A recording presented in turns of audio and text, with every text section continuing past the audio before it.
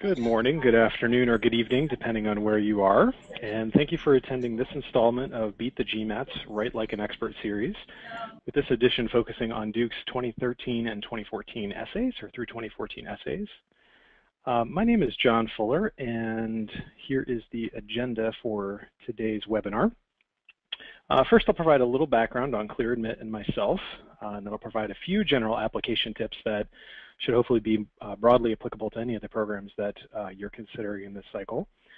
I'm going to talk briefly about Duke and how it stacks up against some of the other schools that you might be considering. And then we'll spend the bulk of our time focusing on the essay topic analysis for Fuqua's essays this year. Then I'm going to direct you to a few more resources for you to consider. And then towards the end, we'll have time for Q&A. One thing to note about the Q&A, as we go through the presentation and you consider questions that you'd like to ask, please keep in mind that the more broadly focused they are, as opposed to narrowly focused on your own candidacy, will increase the likelihood that your question will float to the top, and I'll be able to address it in my comments during the Q&A. So a little background on ClearAdmit. ClearAdmit is an educational consulting firm, admissions consulting, that guides candidates through the process of applying to top MBA programs. We do specialize in MBA. That's the only kind of graduate program that we really spend time with. And we work with applicants from around the world to make sure that we're improving the opportunity for success as much as possible when you're applying to those leading business programs. We'd like to consider ourselves to be thought leaders in the industry. We're the only admissions consulting firm that's been invited to participate in a panel discussion for the last 6 years at the annual Business School Admissions Officer Conference that's facilitated by GMAT, those lovely people that put on the GMAT exam. And our blog has been widely recognized by others as being one of the most read blogs in the industry. Myself and my colleagues, who are admissions consultants, are a strong team with experience in both admissions at top business schools and in industry and in business as well. And our model is a little bit unique. Our team focuses, or it consists of rather, full-time employees of ClearAdmit, and we receive extensive training and coaching each year, again, to hopefully be to your benefit in terms of preparing you to optimize your success when it comes to your application process. So again, my name is John Fuller, and I was previously Senior Associate Director of Admissions at the Ross School of Business at the University of Michigan. I had that role for 4 years. And then my background prior to that, or prior to entering the educational arena, was in consulting and interactive marketing. And you can see my contact information there at the below at john@clearadmit.com. So some general app tips to live by. I thought rather than just diving directly into the Fuqua essays, I'd give you a couple of tips. First of all is differentiate yourself. Everybody definitely wants to stand out from the crowd in a positive way, especially with a selective program like Duke. And one of the best ways you can do that is to be yourself and let that person come through in your application. Of course, you know, that can be easier said than done. We understand that. And a key to successful differentiation is to do some serious self-reflection to determine what your particular values, priorities, and goals are, because those are really going to be unique to you. All business schools are going to want to know these things about you, and you're not going to be able to write effectively if you haven't taken the necessary time to identify what really makes you tick as an individual. And articulating those aspects well can help someone who seemingly has a fairly common background stand out, and are going to help the AdCom know that you're going to contribute to the diversity of thought and experiences that exist at the school. The next tip that I'm going to give you is to do your research and show fit. Show how those values and priorities and goals that you've identified dovetail perfectly with the program in question. And a key thing to emphasize is to show fit, or is to do research and show fit in detail. We've all heard of the classic pitfall, you know, where a candidate writes a strong essay, but it lacks a real connection to the program at hand. You know, you could easily substitute the name of another program into that essay. AdComs are going to be very sensitive to this because it plants concerns that you're not really passionate about attending their particular program. In very selective schools where they're only admitting a small number of candidates, they want to be fairly confident that you're going to attend if you're admitted. And if they get this impression that their program is just one of many schools on your list, that's really only going to hurt your chances of admission, no matter how competitive your profile and experiences might be. The last tip that I'll give is that schools are going to want to be confident in your ability and potential to, first of all, be a leader. They're going to be looking in your profile to see demonstrated leadership and that you've shown the initiative to take on leadership roles and or that you've been selected for leadership roles in your professional and extracurricular experiences. Secondly, they're going to have confidence in your ability to be a teammate. They want to see that you can lead teams, but also that you can be a positive contributor in a group context or in a group setting. Really, do you play nicely with others? This is really taken to a whole other level at Fuqua.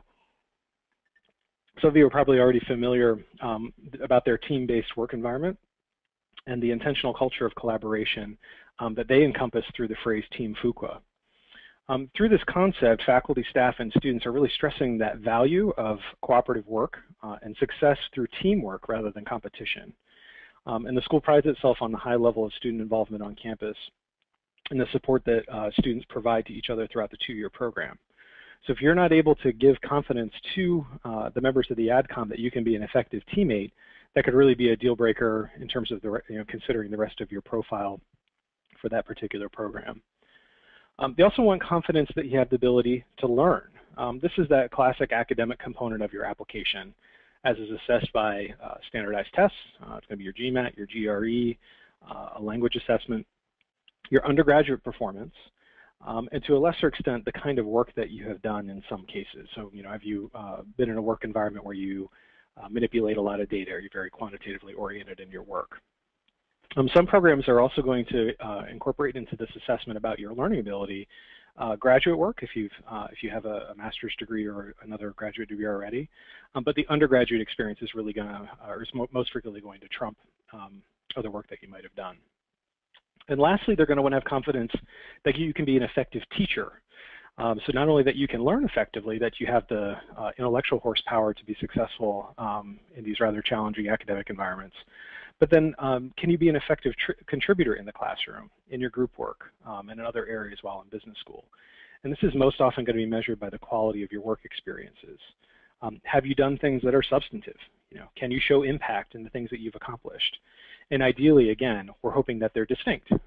Again, going back to that first comment about being able to differentiate yourself. Are they distinct experiences that you've had in a professional context? So hopefully these tips will be are totally novel to those of you in the audience, and hopefully also they'll be useful to you as you go throughout the process. And I'll probably reference back to them a couple of times throughout the rest of the presentation. So let's talk a little bit more about Fuqua, just to get a high-level overview of the class profile, at least in terms of how do you quantify the Fuqua class profile. But you can see I've listed a couple of schools here that we generally see as falling into the consideration set for those that are considering Duke. And then I've provided information about average GMAT, average GPA, the class size, and also then finally the acceptance rate for each of these schools. Now note that all this information is tied to last year's class, the class that entered in 2012. So obviously there'll be some differences between this year, excuse me, this year and what you might have seen last year. But generally these numbers are going to hold pretty consistent from one year to the next. What you'll know is that anytime you look at the scope of programs, you'll often see an interesting split between how the acceptance rate, the more competitive that it gets, than it is to be admitted to a program. Oftentimes you'll end up seeing higher GMATs and higher GMAT averages. And oftentimes you're able to, or these schools are able to be more selective and to achieve higher averages if they have a smaller class size. So you'll note that Tuck and Yale have one of the highest GMAT averages, at least out of this list, but they then also have some of the highest, the most competitive acceptance rates, and also smaller class size, or smallest class size out of this set. So Fuqua, by all means, well, you look at the average GMAT, and at least out of this set, it looks like, oh, they have the lowest GMAT score. What does that tell me? It still is certainly a very competitive score. 700 is going to put you at about the 90th or so percentile overall for GMAT test takers. So that's pretty good. And then the 80th percentile for GMAT has historically fallen between a 640 and a 740. So hopefully that's a little, something helpful for you as you might be considering other programs to see how Fuqua stacks up. So some of the things that Fuqua is known for. So as I mentioned earlier in my comments about app tips to live by, Team Fuqua, and I spoke to that a bit before, so I'm not going to rehash it here, but that's one of the things that they're well known for. Healthcare management is another thing that is top of mind for many people that are considering this program. Their health sector management program is one of the largest and most respected healthcare programs associated with really any business school. Part of this is because of their proximity to North Carolina's Research Triangle and the deep relationships it has with the Duke University Health System, Duke University's broad research base, and healthcare and pharmaceutical industry leaders. And all of these people put together provide health sector management students with really unparalleled academic and professional resources. And as you're likely aware, if you're already aware of the healthcare management strength, is that Ward and Kellogg also have some pretty notable healthcare programs too. So if that's something that's of interest to you, then those might be other schools for you to consider. Career-oriented academic scheduling. So most Fuqua students have the opportunity to take at least 5 elective courses by the end of their first year. So a number of schools will have core coursework that is what they do during their entire first year, but Fuqua gives you the opportunity to take a number of electives in that first year as well to help prepare you for your internship and career progression. A high number of first-year elective opportunities provide students with a really solid foundation on which to draw when you're interviewing for your internship, and then also while you're completing that internship as well. So that's another thing that they're known for. And then also broad career placement. No single industry or region really dominates the career placement statistics at Fuqua. And students are really likely to find the recruiting resources to support successful job search regardless of the field that they choose to pursue. So the watchword here is that they have some really good balance, we found. From an industry standpoint, consulting has historically been one of the largest draw, again, for the numbers that are available for 2012. Consulting was at about a third of the class, financial services did 20%, tech was 14%, and then healthcare, biotech, pharma, that cluster was 11%, which is really quite significant relative to what you see at a lot of peer institutions. And it's another example of their strength in that area. Then from a functional perspective, as opposed to industry, consulting again was the largest at 38%, financial services at 23%, marketing at 18%, and general management being 16%. Now you might have seen in Business Week in July, there was an article about how there was a pretty significant dip in a number of Duke's preliminary hiring numbers. I wouldn't have a whole lot of pause or be too terribly concerned about that if you're considering Duke. But there was a downtick in terms of their overall preliminary numbers in terms of successful placement, and then also some of their notable hiring companies had seemingly been taking on fewer individuals than in the past. But again, I wouldn't let that dissuade you from considering Duke, and of course you certainly have to wait and see what the final numbers are going to look like 3 months post-graduation when the official window closes for reporting purposes. So as you're going back to my points before, again, one of the key things that you can do is to really research Fuqua effectively and have that come through in your application. So one way to do that, plug for ourselves, is that ClearAdmit has a number of publications and resources available to you about Fuqua. And then also some of Fuqua's web pages, I thought, had some really good content on them. So don't overlook those. Sometimes people are tempted to just look at forums for information, but really go to the source or go to the school as a source as well, because they have a lot of good content to educate you about the program and the opportunities that are there. So here are some of the links. The one thing to note about the AdCom blog is that unfortunately it hasn't been updated for almost a year, which was a little bit surprising to me. I know a number of the people on the Fuqua admissions team quite well, and I was expecting them to be a little bit more on top of that. But part of that might be just because a lot of their information really hasn't changed that much from this year to last. As you'll see with their essays are pretty consistent this year relative to what they had last year. That said, the student blog, I think the most recent post was as of the 16th of August, and they have quite a few people there to choose from to review their comments about their impressions of the school, and then also the student profiles are very detailed as well. So by all means, take a look at those and take advantage of the opportunity to reach out to students to get more information about the program. So the reason why we're all here today, talk about the essays. As you can see here, they made some pretty significant changes last year to their essay questions. And this year, they've opted to keep their essay questions pretty much the same as what they had last year, rather than going back to the drawing board and starting over again.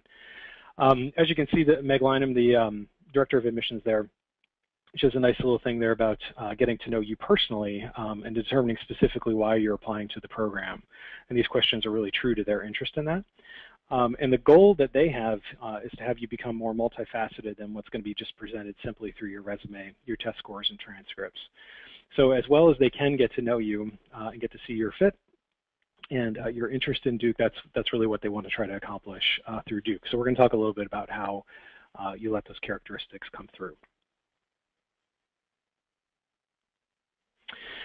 So here's a short overview of the, I guess, the three buckets or three questions that might be there. First, they lead with 3 short answer questions about goals and what you have in mind as an alternative if, most notably, your short-term goals don't work out.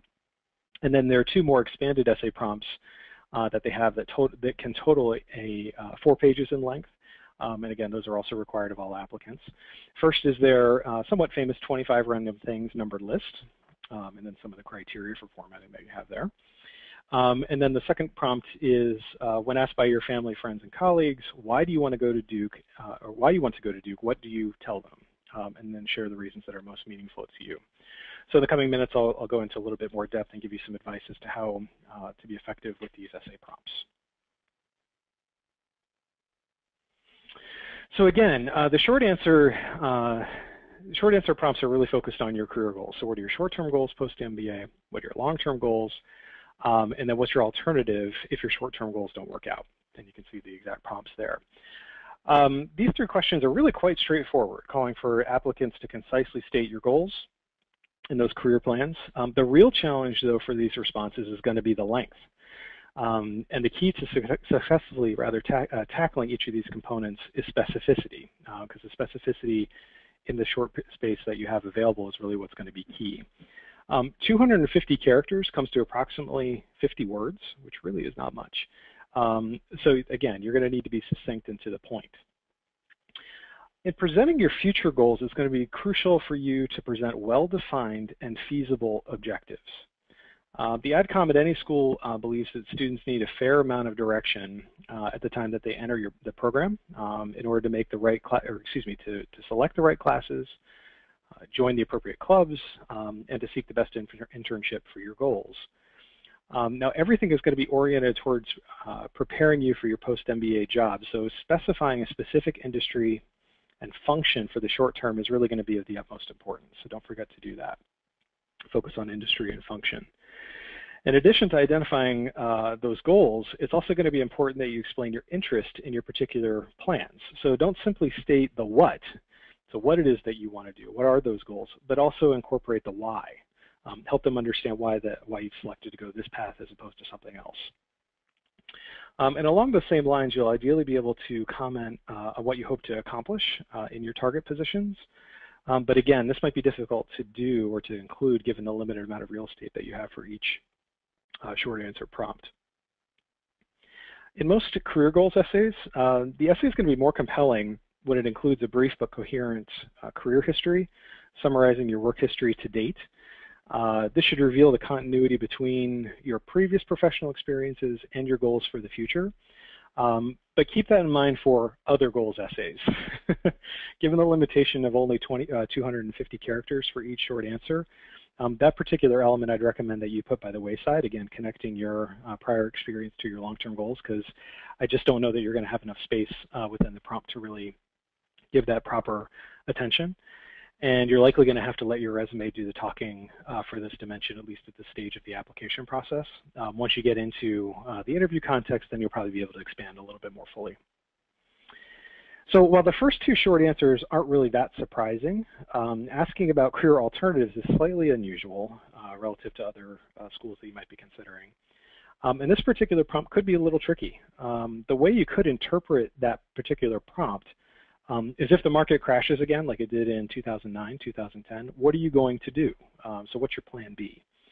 So for example, if someone wanted to do management consulting, a good backup could be considering doing like corporate strategy in the industry that you worked in before school. So that's a short example that might apply to some.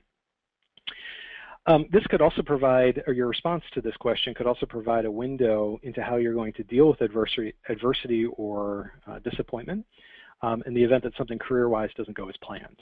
Because I like to see that you're going to be resilient and be able to pivot if things don't go exactly as you had originally hoped or anticipated. Question 3, though, at its core is fairly basic, though, so don't overthink it too much. You simply need to identify another post-MBA position that's hopefully going to lead you towards your long-term goals.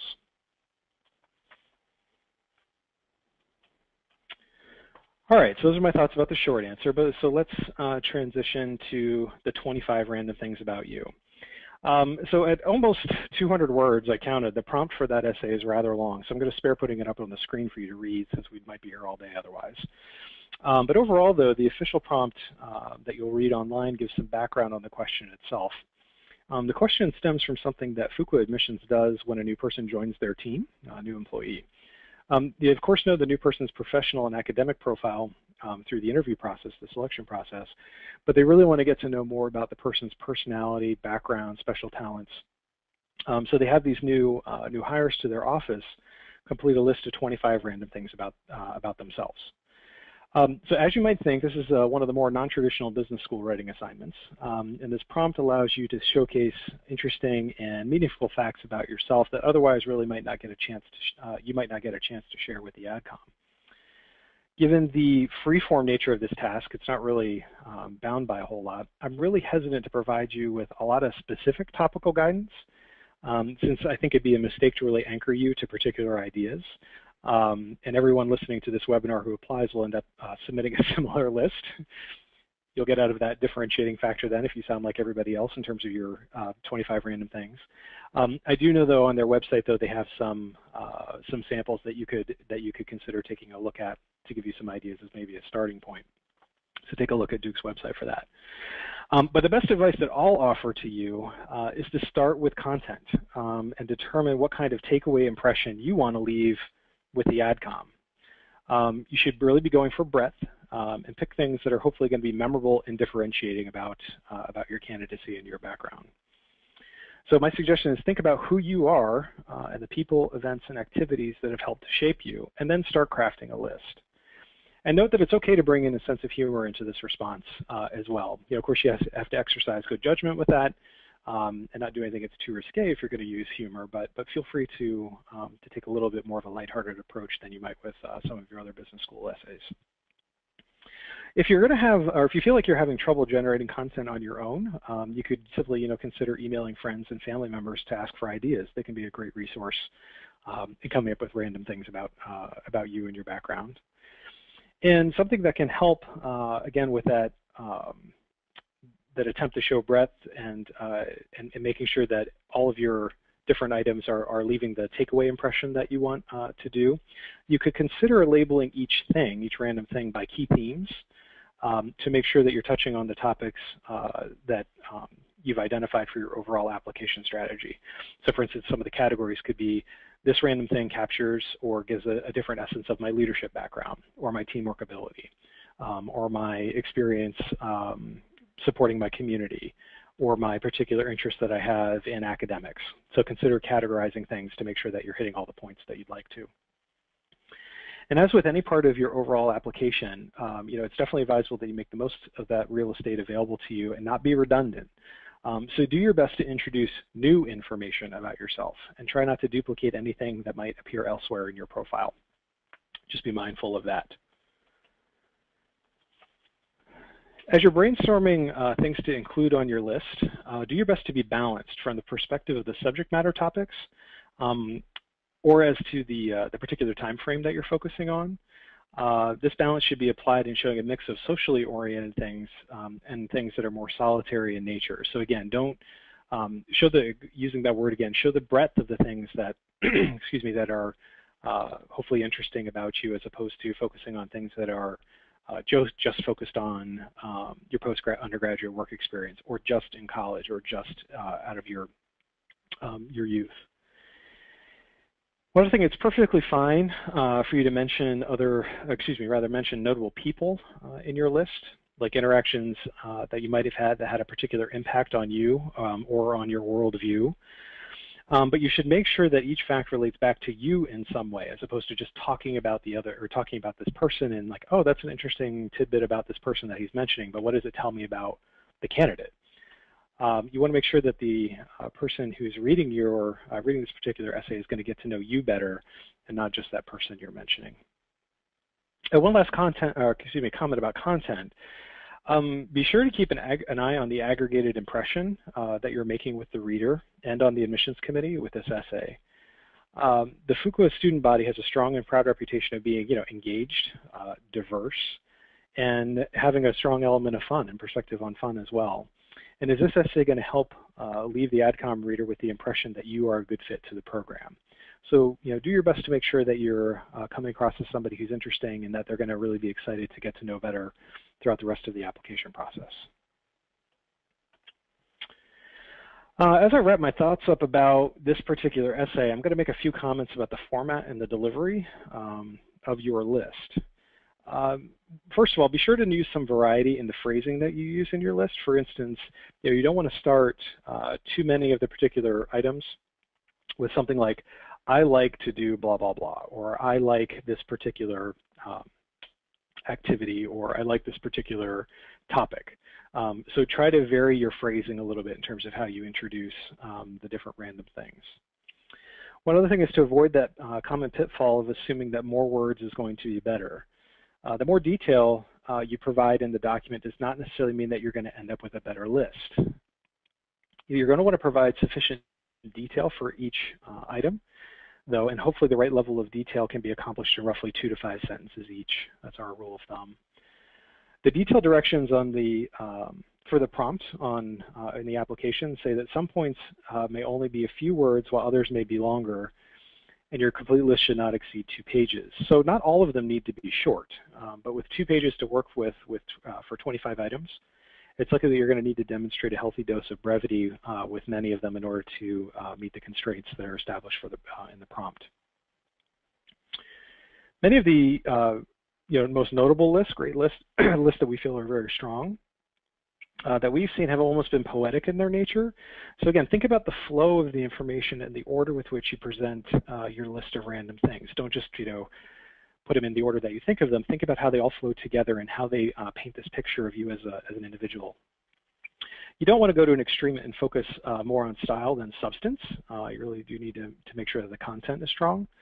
But one simple way to try to draw the reader through this essay is to intersperse shorter items with longer ones. Again, it's intended to be a random list, but a rough ordering by chronology also tends to be more effective. But all that said, feel free to play with the order that you use and leverage the flexibility that Duke is giving you to make the most impact on your reader. One thing you could consider doing is showing the initial results or the drafts that you have to a close friend or relative, and hopefully that will be a great way to see how effective your working draft is. And again, this is a shameless plug for ourselves, but we certainly, clear admit, understand the level of self-analysis required for this particular essay, and it can be really challenging. So applicants should feel free to contact us for a free consultation, and we can help you think through the elements of your profile and determine how to best portray your candidacy. But feel free, again, to leverage family, friends, coworkers, people that hopefully know you really well, so that you can tell whether or not you're taking the reader of your application to another level of getting to know you personally.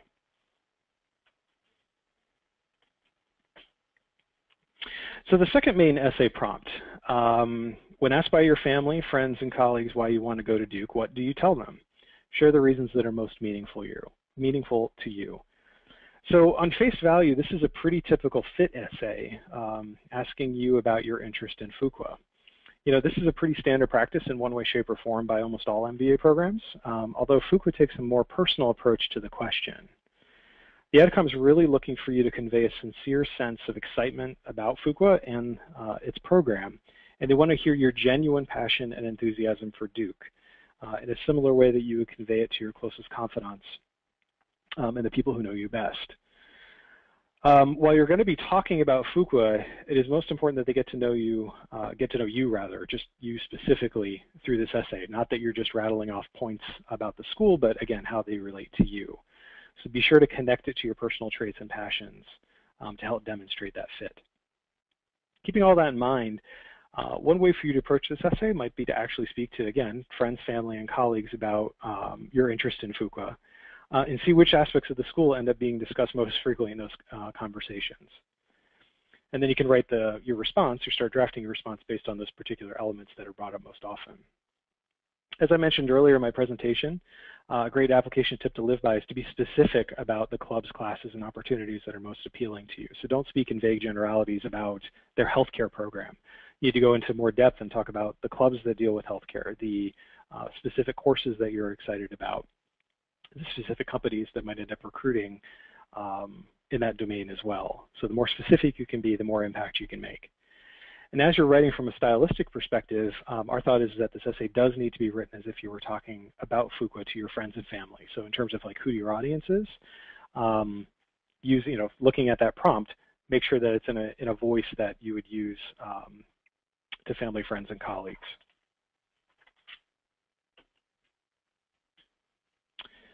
While being specific about what interests you about Fuqua, you can also tactfully point out some of Fuqua's features that differentiate it from other MBA programs that you might be considering.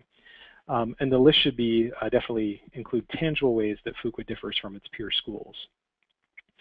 So, noting these differentiations is one thing, but one piece of advice about that is never ever put down another program or be overly critical about a program. When you're writing an essay like this. This essay should exude some enthusiasm and excitement on your part, but trying to paint Fuqua positively by demeaning another program really defeats that purpose and is not going to reflect well on your candidacy. Be sure to show that you did your research and that you're well informed and have taken the time to learn about the school's curriculum, special programs, and extracurricular activities. Yeah, pretty common ways that you can do this. Attending an information session in your city. Visiting campus if you're able to get to Durham, connecting with the students that I pointed you to earlier in the presentation, or connecting with alumni that you might have personal connections to, or reading one of our publications about Fuqua. All that research is really going to pay dividends here in this essay. One suggestion I'll make or comment I'll make about naming members of the school's community in your essay. So if you're going to note a student or an alum or a faculty member that you might have spoken to or interacted with. I used the word tactful before, and I'll do it again. It can be value add to mention the name of a student or an alum or another member of the community, but be sure that you're not just doing it in a way that comes across as being name dropping. Hopefully you've had a substantive enough interaction with that person to show that there's some depth to your relationship or communication. Not that you sent the person an email and you had a response, and so now you have this whole different realization about what Duke is all about. Hopefully if you're going to include the name or mention somebody, it's going to be substantive in nature in terms of that interaction that you've had. Candidates should definitely remember when writing this essay that you ideally need to address not only what you would gain by attending Fuqua, but also how you envision yourself fitting into and contributing to the Fuqua school community. Demonstrating an understanding of the unique merits of their program is going to be crucial to an effective response to this question. So again, not just what are you going to get out of it, what are you excited about, but how are you going to be able to make a contribution back to the community? That's a very important thing to mention in a student organized and run culture that like Fuqua has. One last thing that I'll mention about this essay is that you can certainly include non-academic motivators in this essay in terms of why you're excited about going to Duke, but they really should not be your primary reasons for applying. So for instance, some examples of what might come up is that it's okay to mention that, say, your partner would have good job prospects in Durham or in the Research Triangle, wherever it might be, or more likely you might be compelled to mention that you're a huge Duke basketball fan and so you're really excited about going to Duke. Those kinds of things are okay to mention, but they should definitely not be your leading reason or your key reason for applying. So just be mindful about how you introduce those kinds of topics to your essays. So that really concludes my my overview of the essay prompts that Duke has for this year's essays. Some other resources for you to consider. Specifically with ClearAdmit, as I mentioned before, we offer one-on-one consulting services, and we do offer a free assessment of your profile for schools like Duke and many others as well. And you can feel free to go to our website or simply email a copy of your resume to info@clearadmit.com, and we'd be happy to schedule a time to do that. There are a number of publications that we provide that talk about schools, about application strategy, interview preparation, and how to go about selecting schools. We have over 59 titles. And then there are a lot of other things that you can take a look at on the product section of our website. We have an online course delivered by our admissions insiders called Navigating the MBA Admissions Process, and you can see the preview available up on the screen. We also have an iPhone app, which is great in terms of keeping yourself organized. You can incorporate calendar elements and deadlines and that, so you can keep on top of the application process. And then also, as I mentioned, we have a pretty robust community when it comes to the MBA admissions landscape, most notably through our blog, and you can get lots of news and advice and additional resources for you and other applicants that you might know. So I definitely encourage you to take a look at those ClearAdmit resources as well. So we're going to shift gears a little bit and go into the Q&A phase of things. And if you don't have any questions, if I've been that thorough, I don't know about that, but I've been that thorough, please do after or at the conclusion of this webinar, be sure to go to the chat party on Duke's comment wall and keep the conversation going. So let's see what questions we've had come in so far.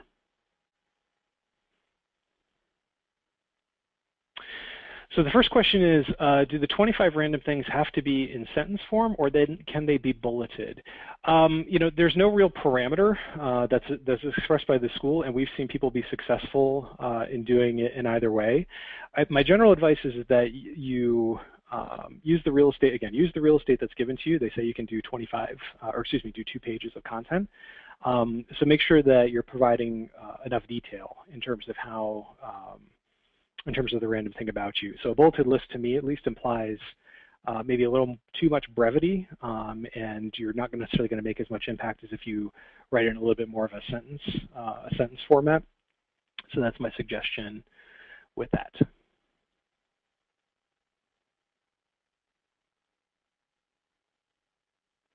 So the next question that came across, of the 25 random things, can 1 or 2 of these items be of a serious nature, i.e. experiencing a natural disaster? Sure, if you feel like that is something that is going to be additive to your profile, and it's not a random thing for random's sake, but a random thing that is going to help the admissions committee understand you and your motivations and your worldview more effectively, then sure. I guess with the 25 random things, it's like you don't want things to be just information for information's sake, but something that's going to be additive towards their overall assessment of you and your candidacy, and get them to be more excited about your candidacy for your potential for the program. But by all means, like if it's of a serious nature, I mean, it could be something, I don't know, you had a major illness or a serious accident or something. None of that information would probably come through elsewhere within your application, unless it was in this kind of context. So by all means, if you feel like, again, that's going to be something that's going to be a solid contributor to them getting to know you a little bit better, then by all means, I wouldn't dissuade you from doing that.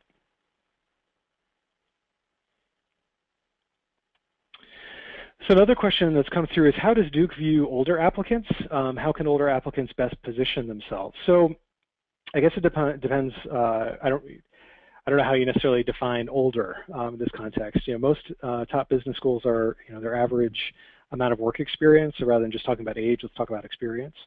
It's going to be somewhere between 4 and 6 years. Duke, in recent years, has actually been a little bit on the higher end. Most have averaged around 5. And Duke, the last number that was released that I saw was 5.4. So that tells me that they lean a little bit higher on that work experience realm, as opposed to the lower end that you might see at some other programs. So I certainly wouldn't dissuade you. I think that the key thing that you're going to need to have come across in your application, if you do have more experience, is why now, or why is now the time that it makes sense for you to go to business school? Why wasn't it? Why didn't you come to the realization a couple of years ago? And then also there's an element of fit. So, someone who has been out of undergrad for much longer or has a lot more experience might not be, or they might have reservations or concerns about that individual's fit to the community of people who might be, an average age of 29 or so. because the average 29-year-old's worldview. I'm not qualifying this in terms of it's better or worse, but it's just a different it's a different experience. It's a different worldview than someone who might be significantly older than that. So just be ready to address those particular topics, and I'm sure you can find success in your application process.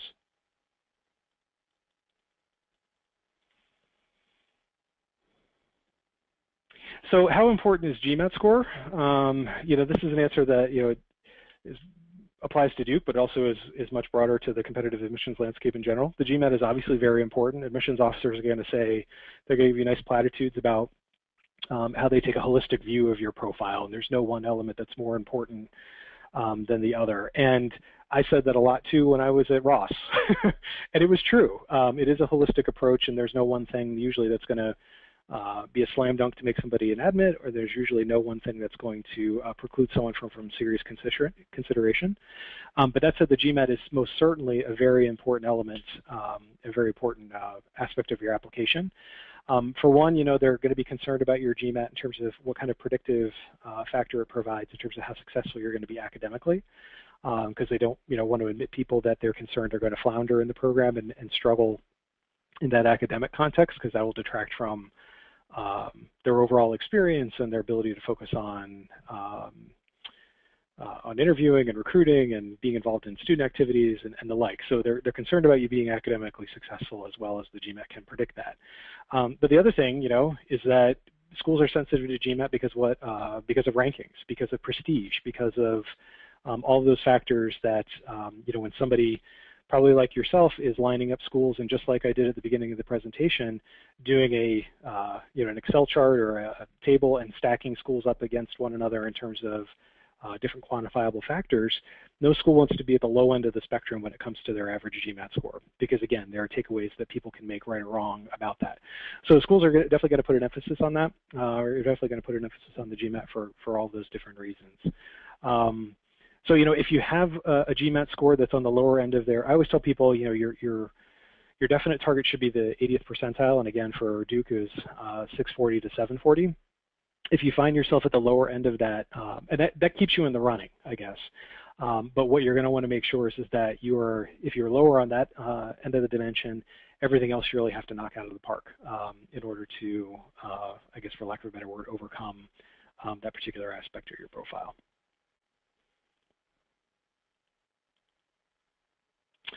So another question, can you discuss the importance of a campus visit to Duke? Is it a good idea to visit the school after the application is submitted? Well, I think, this is one of those elements that any school and any admissions counselor is going to tell you that it's a good idea to visit campus at some point or another.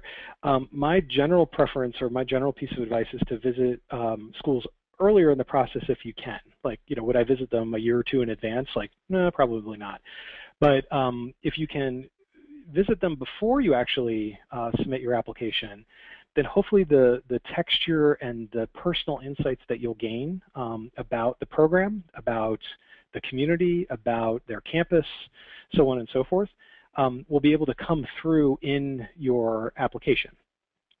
And so if you wait until after you've submitted your application to visit campus, you're missing that opportunity to have that that firsthand accounting or that firsthand experience to come through in your application. So, is it the worst thing in the world? No, I think the most important thing is that yes, you visit it at some point, because maybe you'd visit campus, for Duke or any number of other schools for an interview experience, for instance, and you can still have that firsthand impression come through in an interview experience, and that's about a valuable thing to have. But to go back to the core of your question, it's important. Duke and other schools are certainly sympathetic and understand that the feasibility of that might be very challenging. Applicants are applying from all over the world, and obviously can become time and cost prohibitive to visit all of these different campuses. But it is something that is a good indicator for the school that you're very serious about the program, that you're interested in them, and again, it can reflect very strongly in your application as well if you're able to do that.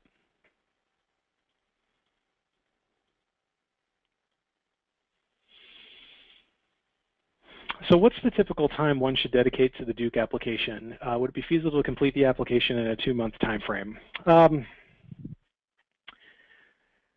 Yes, it is feasible to do it in a 2-month time frame. It'd be feasible probably to do it in a 1-month time frame. It probably just depends on where you as an individual are in the application process. So if you were asking me that question, you have yet to take the GMAT, this is the first time you've heard about the essays, and you have no idea who you're going to pick as a recommender, then I would say 2 months is really a stretch and it's probably not going to be enough time. If you're someone who's done with the GMAT, feels comfortable with their score, and has done due diligence on selecting programs and having a good understanding as to why it is that you're considering, or you're applying to the schools that you're applying to, then yeah, by all means, with some dedicated focus and energy, you should be okay.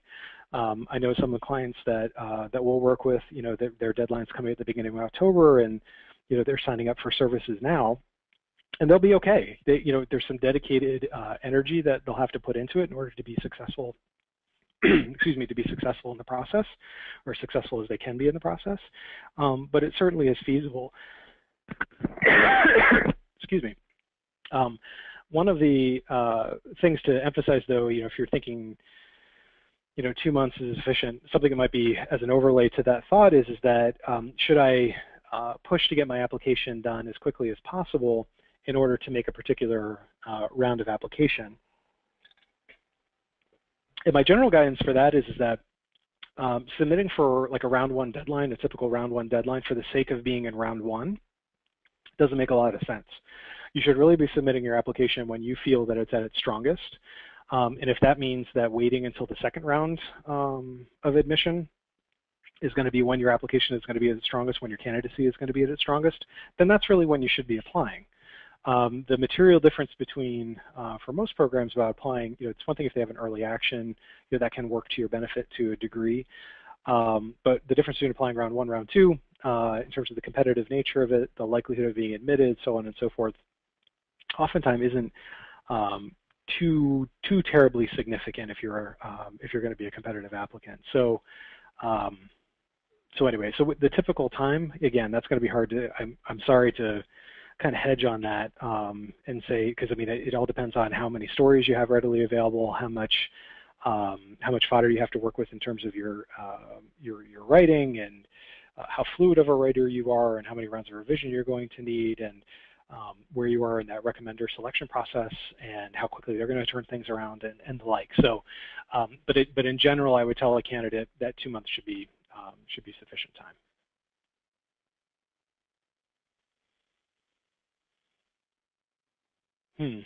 While mentioning one's goal, how challenging should one keep it? What is the dividing line between a boring goal and a great goal? Well, so how challenging should it be? Well, I mean, to an extent, it should be aspirational. There should be something that is a challenge for, will be challenging for you to do, because otherwise, why, if it wasn't challenging, then why would you get an MBA? So I mean, you want to make sure that it is challenging, but again, it doesn't, you don't want to focus on trying to pick a goal that sounds interesting for being interesting's sake. There are plenty of people that said, I've worked in finance for 3 years in investment banking, and I want to go get my MBA so I can progress along in my career. Well, on face value, that doesn't sound terribly challenging or terribly exciting or terribly great, but it's a perfectly reasonable one that members of the AdCom get and see all the time. It's not certainly isn't a liability. So again, you want to be true to yourself, you want to be authentic, you want to be realistic in terms of what it is that you want to do and how the MBA is going to help you get there, and so on and so forth. Boring is going to be in the eye of the beholder. You might find it to be boring, someone else might find it to be, again, someone else who's going to be reviewing your application might find it to be thoroughly stimulating and fine. I would make sure that, the word I used earlier in my presentation was realistic. I'm trying to think of an example that wouldn't be too ridiculous. Someone that might be, 3 years worth of work experience and says they want to get their MBA and their short-term goal is to be CEO of a multi-million-dollar company upon graduation. Well, that's not very realistic. That's not, that's more than likely not going to happen.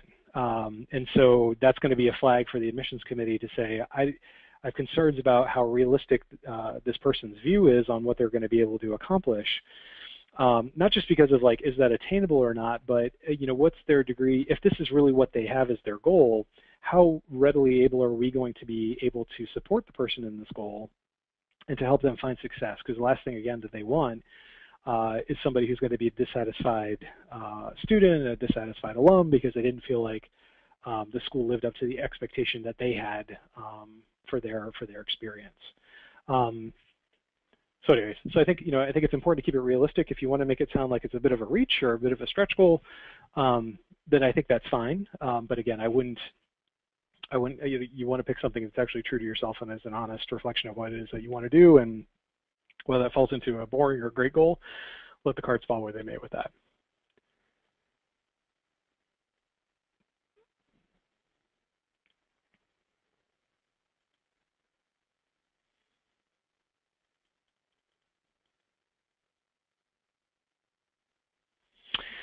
So how much emphasis weightage is given to writing ability?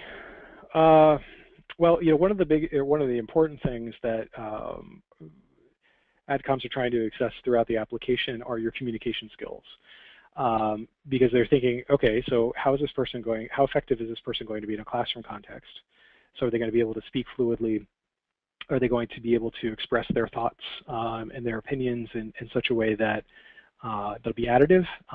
Same with their writing, with your writing skills. You're going to have a lot of writing assignments throughout your program. So how much, what's the person's writing ability, and how's that? How are they going to be able to perform in the class?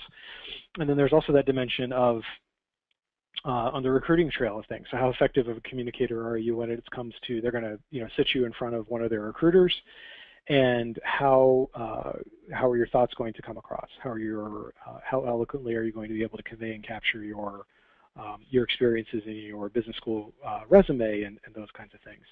So I would say it's pretty significant. I mean, I know from my own experience and in talking to colleagues at other schools, I mean, it's sometimes not a death knell to read an essay that's not perfect, but why would you not want it to be perfect? Why would you not want your writing ability to be strong? But the main point is that you're getting across your thought it doesn't have to be Shakespearean prose. I mean, it doesn't have to be on that order of magnitude, because again, if that's not how you normally write, if that's not a true reflection of yourself, then that's not the person that you want to convey or have reflected in your application. But anyways, yeah, I would say that to go again back to your question, writing ability is certainly an important aspect. Is it going to be used as a preliminary screening tool the way that like a GMAT score is, or the quality of your work experience? Probably not. Is it going to be a contributing factor towards your actual admissions decision? Absolutely, it definitely is.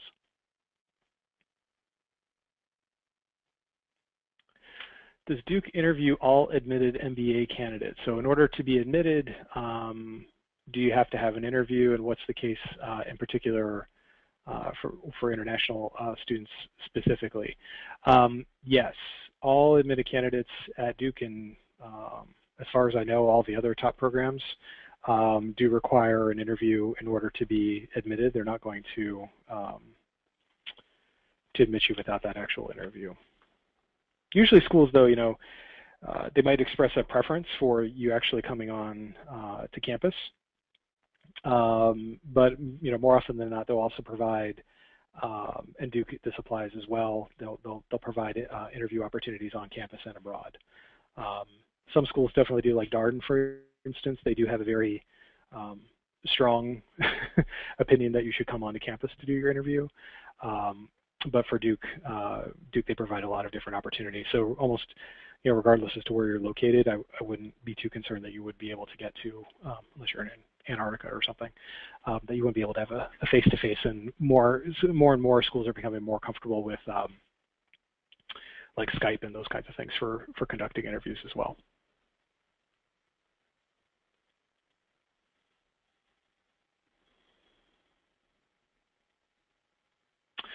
So I stated that some of the most effective essays for 25 random things were poetic in form. Can you please elaborate? So I think, maybe poetic was the wrong word to choose, because I'm not recommending you do something in iambic pentameter or something like that. It's more just in terms of thinking about how does the composition of this particular essay draw the draw the reader through it, through those different 25 random things. How are you pulled through that essay from beginning to end? Is there a crescendo at the end? Do you lead with like the most impactful thing up front, but then fall flat overall? You want to make sure that there's a flow to it, so that and that flow can be achieved through a number of different factors, like I mentioned, in terms of the cadence that you use in terms of intermingling longer responses and shorter responses, or using chronology so it seems like a timeline that you're carrying the person through in terms of random things that have happened over the course of your life. Or you could have an alternation between, one of the things I mentioned is that you could look at things that were kind of on the social dimension in terms of random experiences that you had maybe in more of a social or group context, versus things that were individual things. So you can have an alternation back and forth. So it's more of the cadence that you apply, so that, like in a more traditional essay, you're looking at something that's structured in terms of a beginning, a feeling of a beginning and a middle and an end, and you want to give appropriate emphasis and weighting to each of those components. Similarly with this, you want to have a nice distribution of topics and of subject matter and of presentation in terms of length and those kinds of style that give it that make it more enjoyable for the reader to make their way through. So with that, we're almost at the end of our time together. So thank you very much for attending. I hope you found my comments to be valuable and give you a little bit more insight into how to present your best self to Fuqua and to the AdCom through the essay questions. Again, I'd remind you to keep the conversation going through the chat party that follows the webinar on Duke's comment wall. There's a link that was just thrown out there to the entire audience, so you can get there pretty easily. And thank you again for investing this time and making the most of your application. And I wish you all the best in your MBA applications. And by all means, I certainly hope to see some of you signing up for some free consultations with ClearAdmit. We'd be thrilled to be able to help you in your application process. Have a great day.